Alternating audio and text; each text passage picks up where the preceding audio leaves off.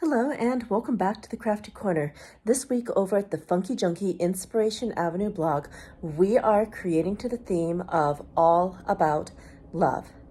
So today I am making a Valentine's Day themed tag, and we're going to be playing with the new distress color Lost Shadow. So if you'd like to see exactly which types of materials I'm going to be using, go ahead and pause here.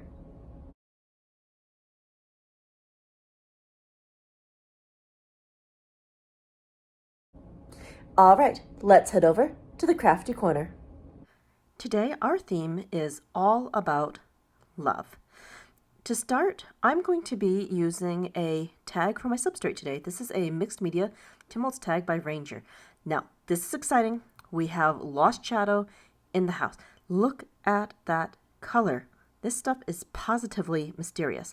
Now, one interesting thing, it shows up kind of purplish on screen, but once this is done on the paper and dried, it is going to turn into a beautiful, mysterious gray. Now, the other color I'm going to be using in my background today is black soot, and we're going to be also adding a dash of tart cranberry distress mica spray stain.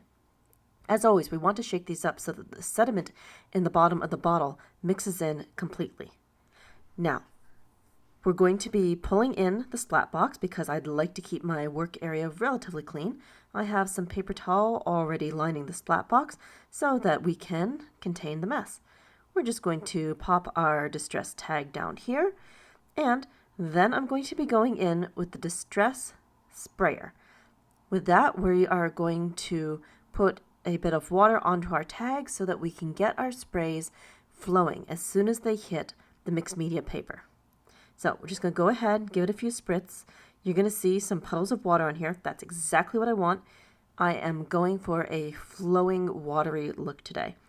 All right, now let's pull in some of the new Lost Shadow. We're going to go ahead and put some of the color down. Look at the way that is already starting to oxidize. You can see the different granulations in there. Very cool. Then a couple of blasts of distress black soot. Now, to get the color moving, we need to move the card.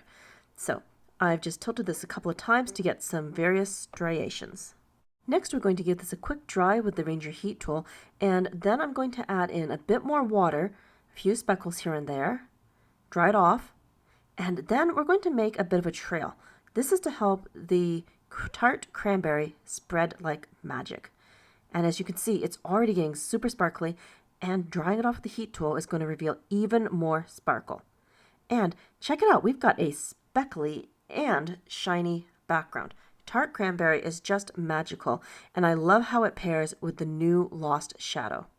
Okay, let's go ahead. We'll set the tag aside for the moment, and I'm going to be pulling in some crinkle ribbon. This I want to alter. I'm going to quickly spray that with the distress sprayer, and then I'm going to add both tart cranberry and black soot to the crinkle ribbon to alter its color. So one little dash of black soot and a good couple spritzes of tart cranberry. Such a beautiful color. And mixed together, we're going to get kind of a darkish maroon color with a bit of added shine. So we're just going to scoop that around, make sure everything is going to absorb the color, dry it off, and let's take a look. Crinkly. And we've got two-tone in there with the black soot and the tart cranberry. Very cool. Okay, now we're going to add some interest to our background. I'm going to be using Stencil Flourishes THS 032. And with this, we're going to pair some Finnibair metallic flakes. Now, definitely not in my normal range of Tim Holtz stuff, but I wanted to experiment and try with some gilding flakes to give our background a bit of interest. And with the gilding flakes, I've also got the matching gilding glue. So I'm going to set some of the glue off to the side, and we're going to be applying the glue with a sponge through our stencil. Now the glue, it's going to dry clear and tacky. Once it has reached its tacky state, then I'll be able to add on the gilding flakes. But for now, we're just taking a little sponge, and side note, very cool little heart sponge that I was able to score from a recent swap I participated in. So we're going to take the sponge and we're going to dab on the gilding flake glue through the stencil in order to get our pattern. Okay, so I'm just tapping this down and pushing that into the stencil, being careful not to add too much glue at a time since I don't want any glue ooze under the stencil. So we're just tapping, or you could say stippling. Okay, so that looks like a pretty good amount. Just going to touch up a few corners here and there, and then we should be all good with the glue. All right, now we're just going to carefully take that stencil off. There we have it. We can see the flourishes underneath. This is going to need a moment or two to dry, so we're going to do a quick cleanup and we will be back in a moment. I'm just going to keep scrubbing, make sure all of the glue residue is picked up, and then we shall continue.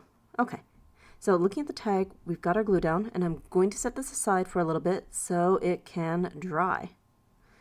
Next, we are going to be pulling in an impresslet. This is one of my favorite ones. It's Lucky in Love. And I recently learned a really neat tip about this from Tim. So the heart has a thing where it tends to crack along the very top. Now this can look really cool and it can give a great vintagey look.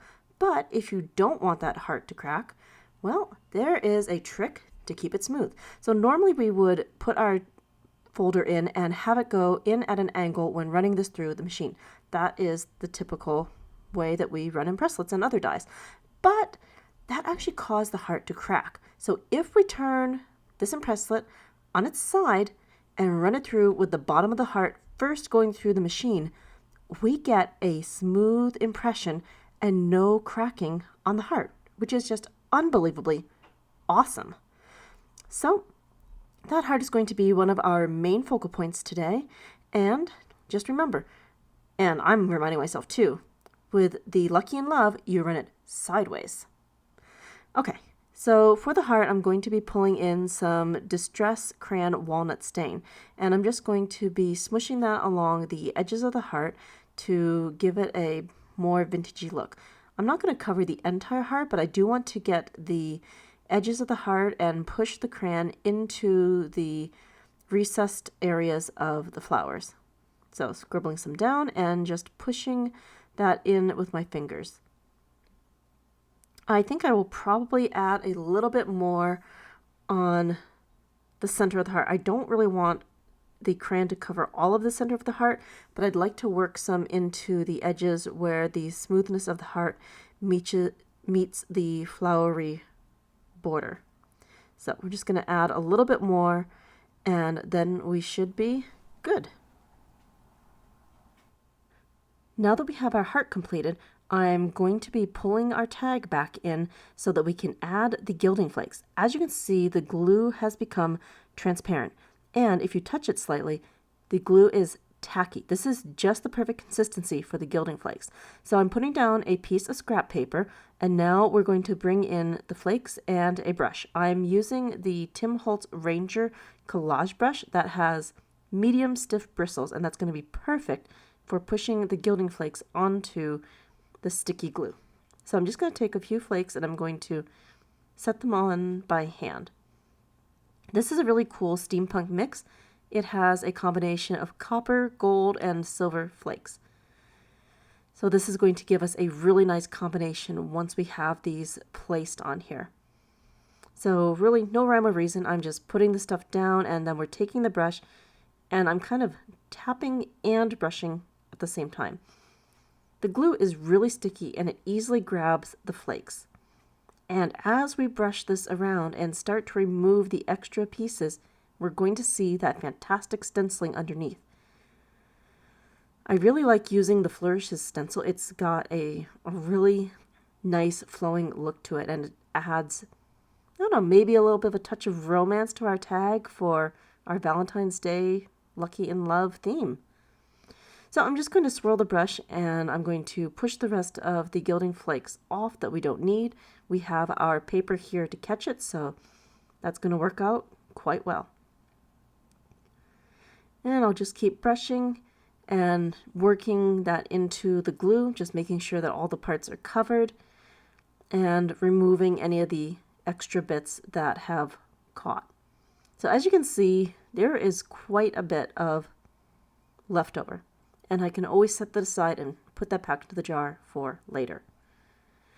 Okay, round 2. I'm going to go back in with a brush, and now I'm really applying the pressure. I'm trying to almost scrape off the pieces that haven't been stuck down.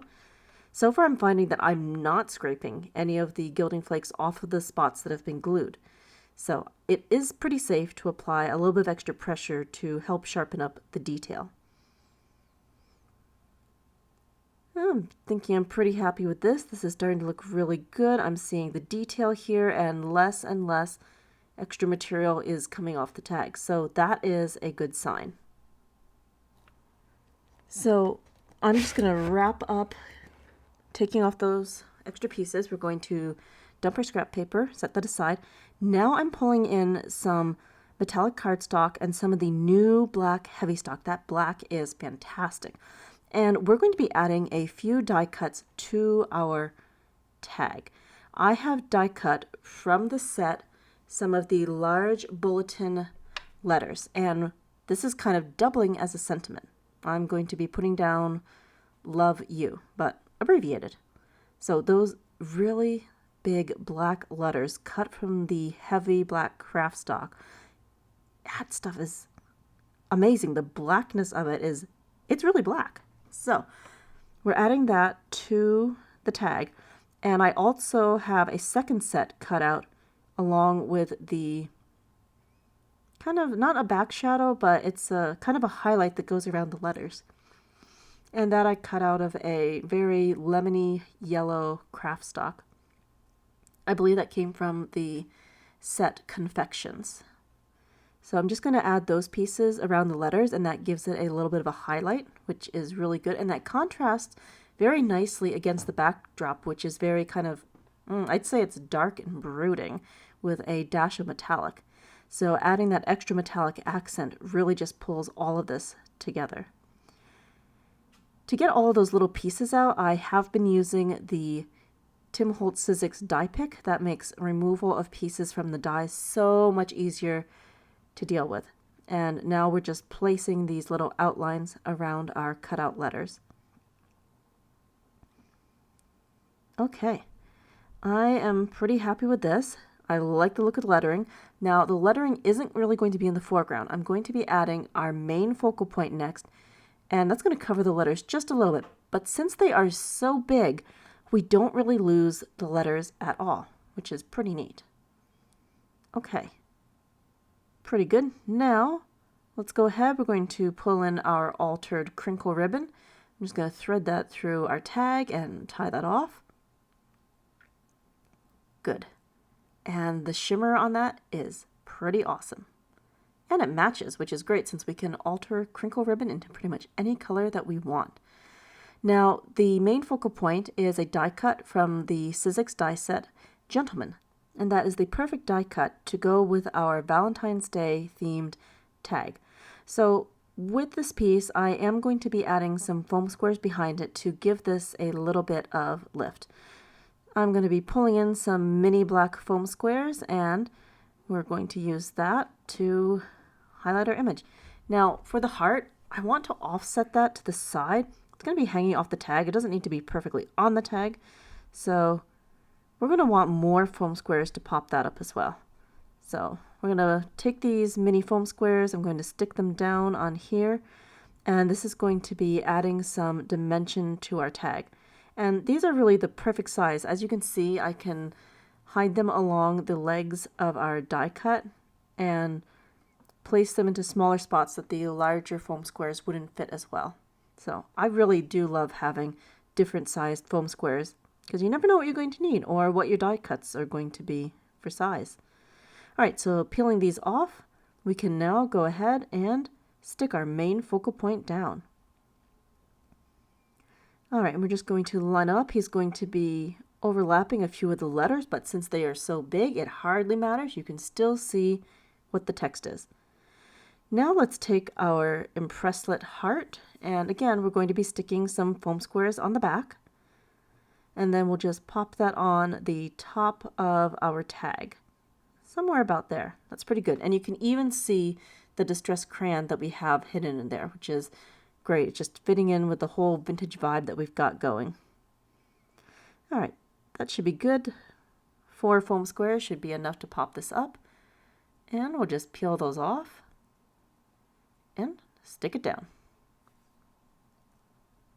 Excellent. Now I need one more thing to finish off this tag. This is pretty good, but I really want to add an extra bonus sentiment. And for the bonus sentiment, I believe I'm going to be pulling from the Tim Holtz Ideology label sticker sheets. Okay, so looking at the options, I'm going to be pulling the XOX sticker. That one is going to be fitting perfectly over our die cut heart. And that adds the perfect finishing touch to this tag. I think I like most about this tag is all of the colors and how they play together. We've got kind of a dark, broody background, and then it gets really colorful with a punch of gilded metallic. Definitely playing with many of my favorite elements to pull this whole tag together for our theme all about love. If you'd like to know more about our weekly challenge, head on over to the Funkie Junkie Challenge blog. As always, we hope to see your creative makes at the hashtag #TheFunkieJunkie. And if you would like some written directions for this tag, I will have them over on my blog. So, until next time, happy crafting.